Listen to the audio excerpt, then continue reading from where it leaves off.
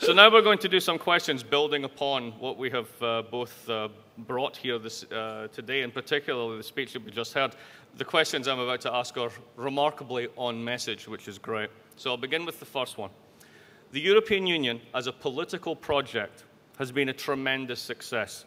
We have the rule of law, democracy, and the free movement of people and capital from Romania to the Baltic to the Spanish Highlands and back again. The euro was also a very good idea, but it seems to have stumbled. We have went through many of the reasons for this together.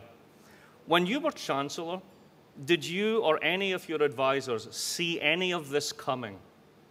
Did you see the problems in the banking system, the current account? What was there that made you worried? No, we did not see it during my term. The problem we had with the euro was that in the beginning, when the euro was started, there were two, I would say, errors. One of Mr. Mitterrand, at that time, President of France. The other one, if I need help, I will ask you. Thank you so much. The other one, Mr. Kohl, at that time, former Chancellor of Germany.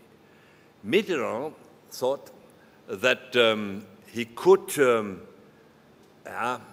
with the common currency, a little bit decrease the German economy and to increase the economy of this wonderful country, France.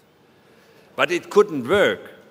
If you have in a region a common currency, you have not the possibility to devaluate your national currency. And therefore, the stronger economy becomes stronger and the weaker becomes weaker. That was the error of Mr. Mitterrand. And therefore, Germany became stronger through the euro. And the error of Mr. Kohl was, and it is what's interesting because he is a great man, was that he thought, okay, we couldn't deliver at that time the political union.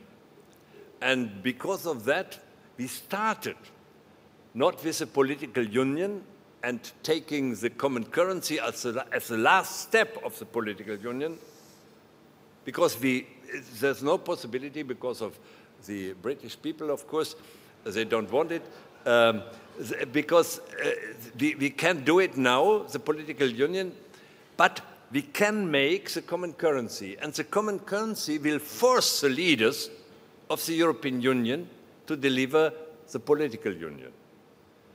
And that was an error. During my term, we couldn't deliver, not only because of the UK, also because of another situation we had at that time. You know, exactly in this time was the fall of the Iron Curtain. Mm-hmm. And of course, the countries like Poland, like Czechia, like others, would like become members, access to the union. And of course, we had to give them access because it was politically necessary. It was a window of opportunities at that time. And so they became, in 2004, access to the European Union. To a European Union was not enough integrated. And therefore, the crisis made it clear that it couldn't work only to be able, soon with a common currency, only to be able to coordinate the monetary policy, but not to be able to coordinate the fiscal and economic and, I would say, the social policy. That was our problem, and we couldn't deliver too, and therefore, the only I could do at that time was to reform the situation in Germany, in our country. And the problem is, it made Germany even more stronger than the others. But what should Was kann man tun? Was kann man tun? Genau. Okay? A little bit too long. I will cut it short at the next answer. Moving on then, You alluded to this in your speech as well.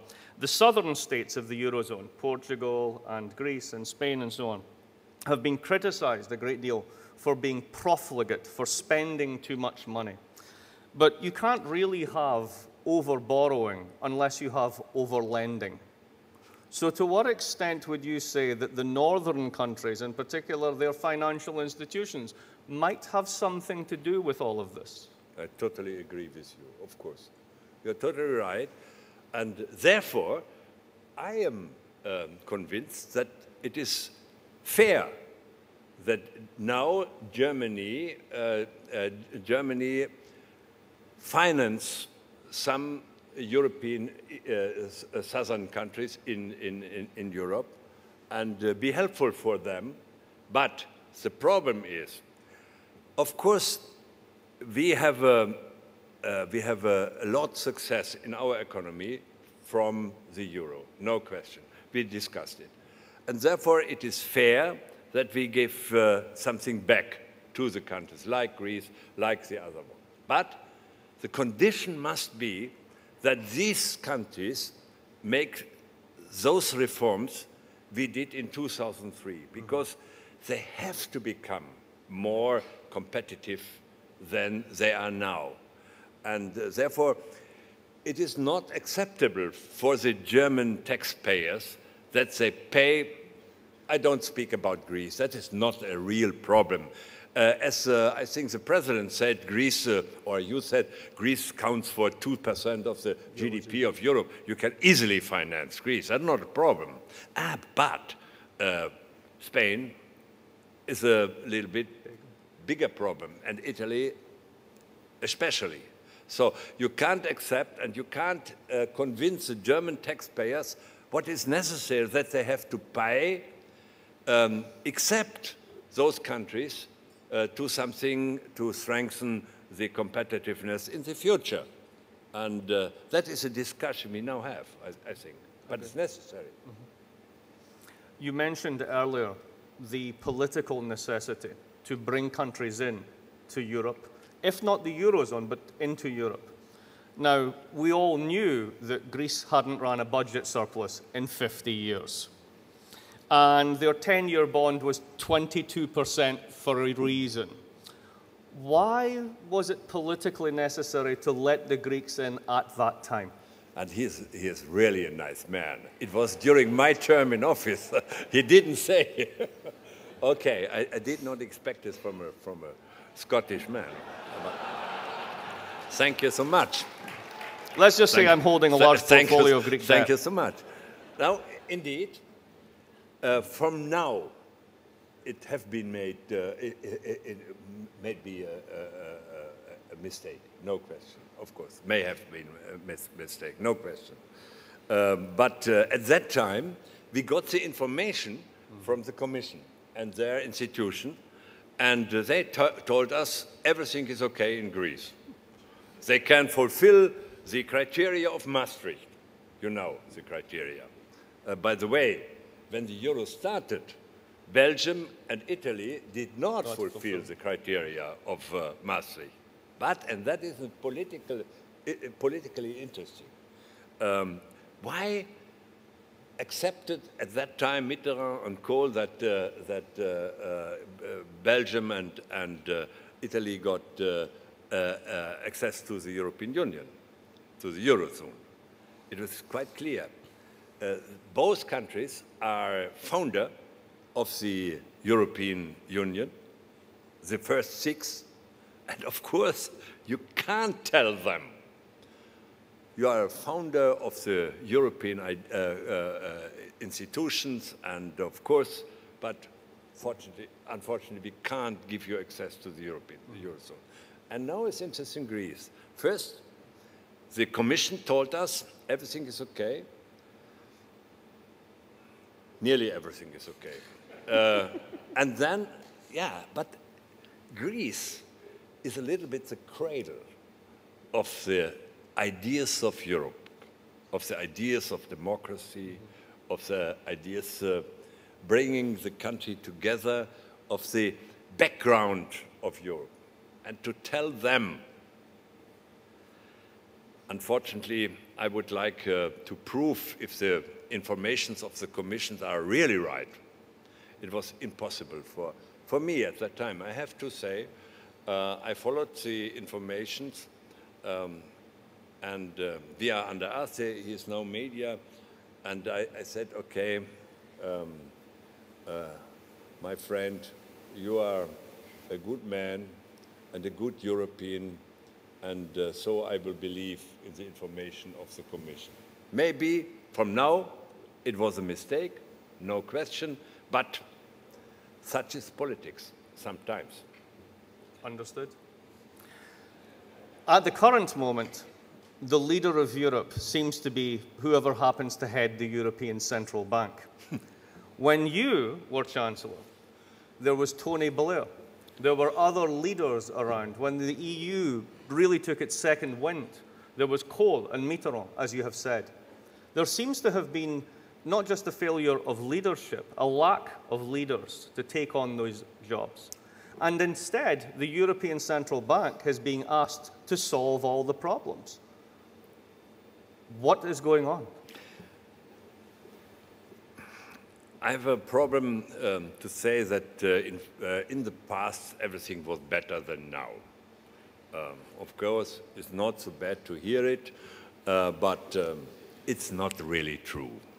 Every generation needs to form its own politicians, and I'm not in favor for a discussion that in the past everything was better. That's first. And I can tell you, I worked closely together with Tony, except Iraq. But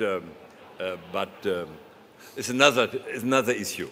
It's another issue, by far another issue. So I worked very closely together. And I think he is a committed European. I think so. But he was not able to tell it his people. You know. He was not able to tell it his people, and so every time, UK made a policy in the European Council, like Maggie Thatcher did, and it was not such a big difference between both. I think Tony is a committed European, but the Brits are not. And that is a problem for him. They are always in between the European Union and the United States of America. Sometimes they wanted to be a member state of the United States of America. Sometimes they would like to be a member state of the European Union. Best for the UK is to have access to both. And that creates a problem. What was your question? You have already answered it, so that's fine. Look, the problem with the EZB is the only institution which can work, which is in a brilliant shape, is the European institution. I tried to convince you that you can't have a common currency without having a political union. But it needs time to establish the political union. And during this, in this situation, you need that there is an institution which can deal with the crisis and can give you time. And therefore, the EZB, under the leadership of Draghi, is the only institution which can buy time for the politicians. But you are totally right when you asked and force, and when the public force the politicians to deliver. Now they have to deliver, or the alternative would be that there is no stability for the common currency. Which brings me nicely to the next question. Why is it that Chancellor Merkel has not managed to sell the benefits of Europe? You were able to do so, Kohl was able to do so, and against opposition, the euro was not popular in Germany with the German populace, and yet it was brought in. It was seen as the right thing to do. Why that inability to sell this now? Why blaming the South rather than selling the euro? I don't know. And the problem for me is there is I think, I can't, eine Übung, an exercise in Germany that you shouldn't blame your successor openly and in discussions, and I wouldn't like to do it, but it is like it is.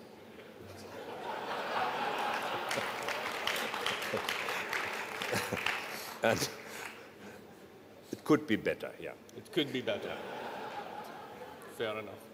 Now, the real problem, I tried to tell it in my speech, and I said it, is that the German government, having in mind the state elections in North Rhine-Westphalia, in other states, act too late.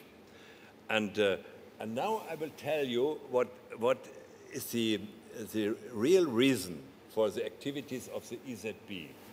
It is interesting, and it goes back to the situation when the former president in France was in power, and Mrs. Merkel too.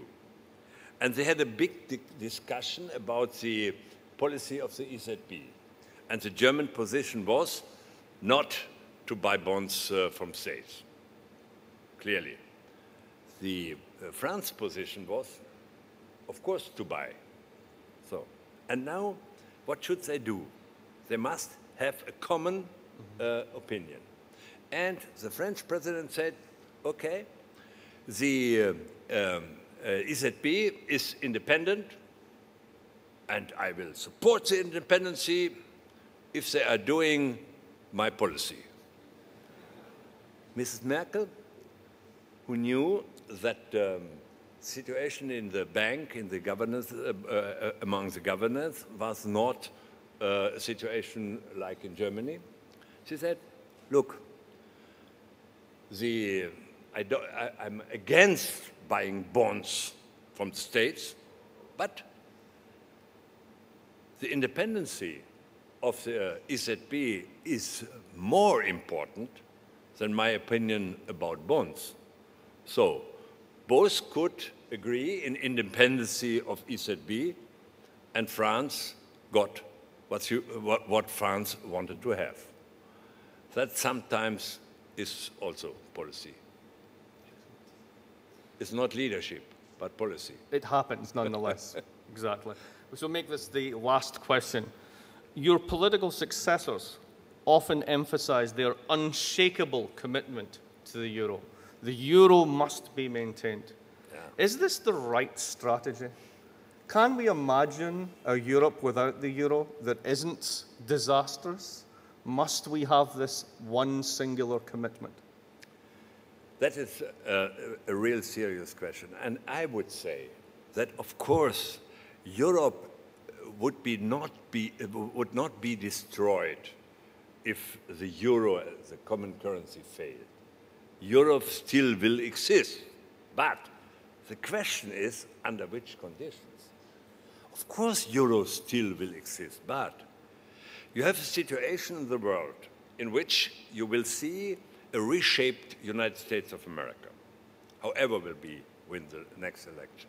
A reshaped United States of America, I believe in it because I think that it's a really strong economy, and they will come over again, I'm sure. And you have, on the other hand, Asia, under the leadership, they don't want to tell it, but it will be and it will happen under the leadership of China. So you have a reshaped America, maybe sometimes a pan-America, and you have Asia under the leadership of China. No nationality in Europe will play on the same level. No, not Germany, not France, not UK, never. So only an integrated Europe can play on the same level between United States of America and Asia under the leadership of China. And that is the reason that the status of integration we now have with the common currency has to be kept. That is my my reason for all that. Of course, and the other is very, very much German. Mm-hmm. If we have to go back to a so-called Deutsche Mark, that would be, because of our reforms, our strongest economy, that would be a currency which is so strong that our very much export-oriented industry will get a big, big problem. Mm-hmm. And we will get a big, big problem in unemployment and others. So in our national interest is the euro, the common currency, and I think in the national interest of others, maybe weaker in economy, is to play as committed European and integrated European a similar role than America can do and Asia under the leadership of China can do. That is my vision. And therefore, I think I will fight. It's not my turn now, but I would like, as a citizen, fight for this common currency. Maybe that it was wrong to do it so early and under the condition at that time. But now it is like it is, and we have to stay for that. I think that's a good vision. Thank you. Let's leave it there. Thank you very much. Thank you. Pleasure for me.